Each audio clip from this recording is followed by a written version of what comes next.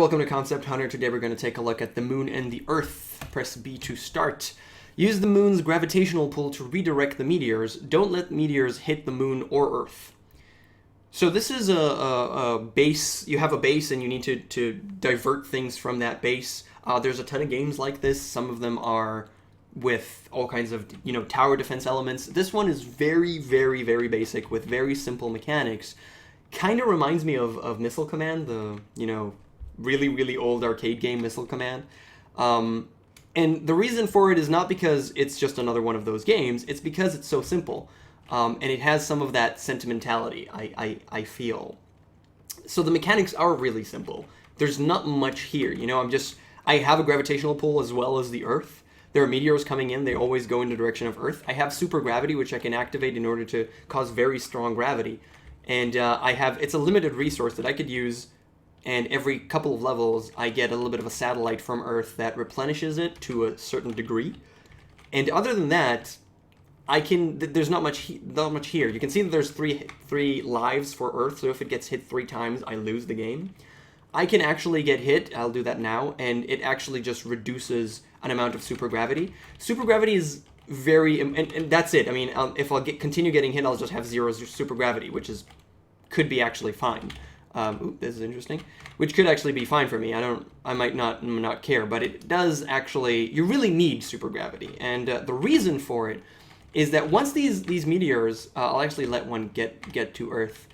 Once these meteors get to Earth, they don't immediately hit, which is really interesting for me. They don't immediately hit. They actually rotate. They make like 1 or 2 rotations around the Earth before they actually anything happens. And this could actually happen naturally. They just go away, or this can. Let's look at this red meteor, which is pretty big. Now it's there, and then it hits Earth. And when it hits Earth, you get full supergravity, and all the meteors get destroyed, so that you can continue playing properly, which just makes sense. It's a good way to doing that. But what really happens here is that I need supergravity at that point, because the Earth's gravitational pull is stronger than the moon's gravitational pull. This makes sense. So if it's here, the only way for me to direct, well, in most cases at least, the only way for me to redirect a meteor is by using supergravity. And if I have none, then the Earth is going to get hit, and that's really, really bad. Another interesting part is, because of the fact that they don't immediately hit the Earth, and there is that gravitational pull, you kind of want to try and think, you want to use the least amount of supergravity that you can. So you want to, okay, let's see if I could, no, they're both going to, oh crap. You might not want to just go in and immediately use supergravity, get out. You might want to think about it and see the trajectory that they're coming in and use their momentum, the momentum that Earth actually gives you, like right now, and then just use a little bit and I can completely redirect them. This is a really interesting way. This is a really interesting mechanic that you need to get a feel for, and it could completely screw with you. For example, if I want to just control one of them, my gravitational pull is circular, it's around me. So I might be affecting more than what I'm trying to affect right now. I'm trying to deal with this meteor, but I might completely change the course of another meteor that's just close by. And this creates a lot of very interesting moments in gameplay here. You only get scored. There's also a score, which really matters much less. That's it. Kind of screwed up. There's a score, which means much less. I could press R to restart at this level, or B to go back to the beginning.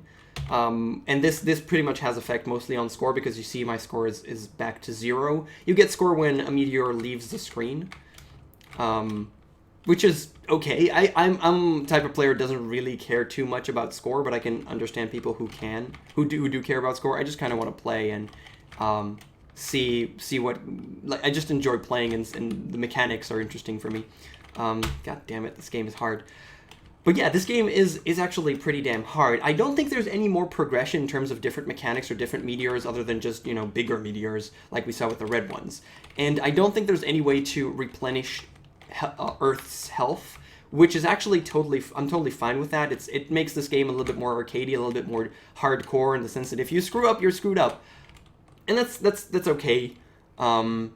You could obviously do a million other things, but it works. The simplicity of it, and what comes out, what emerges from this game design, and from what you decide to do around the Earth itself with its gravitational pull, is really interesting to me, and it creates a really cool game that I actually really enjoy playing.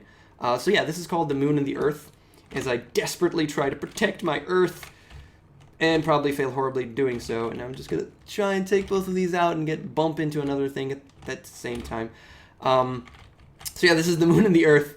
Could be totally addictive, I guess. Just go left. Okay, there you go. I'm just going to tell you that it's from KOKOStern, and that's it. Thank you so much for watching, and I'll see you guys next time.